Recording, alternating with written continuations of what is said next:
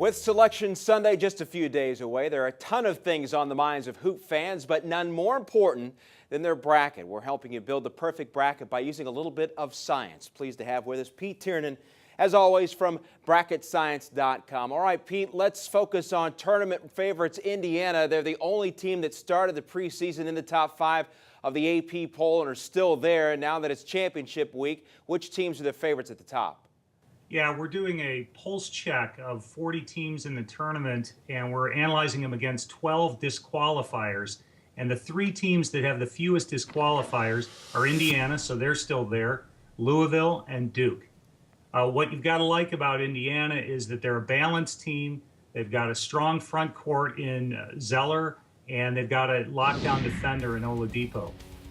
When it comes to Louisville and Duke, Louisville, they're sort of mirror opposites of each other. Louisville is strong on the defensive side, and Duke is strong on the offensive side. They've got go-to guys in Smith and Kelly and Curry, so those are your favorites at this point. A lot of numbers here, Pete, to go through. Here it says more than 90% of Final Four contenders have been seeded 1 through 5, but 80% of those fall by the wayside before the last weekend of the tournament. Which teams look like pretenders in those findings? Well, there will be a lot of them, I'm sure, but the 3 that we've identified are Georgetown, Arizona, and New Mexico.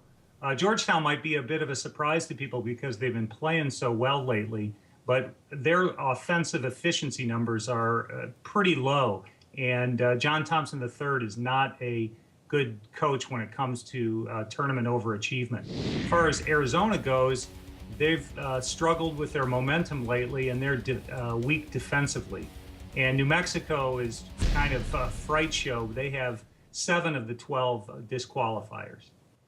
All right, so how about some sleepers now? Give us a couple of teams that we should look out for. Okay, I'll give you 3. Ohio State, Pittsburgh, and VCU. Ohio State's been playing really well since Kraft decided to start driving and forcing the offense. Pitt is a balanced team. They've been kind of flying under the radar all year long. They're highly efficient. And then VCU is the kind of team nobody's going to want to play because they're a high-risk team.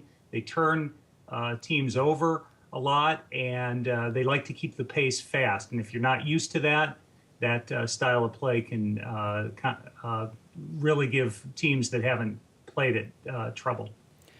Finally, Pete, we know the old adage about momentum heading into the NCAA tournament. How does conference tournament success translate to the big dance?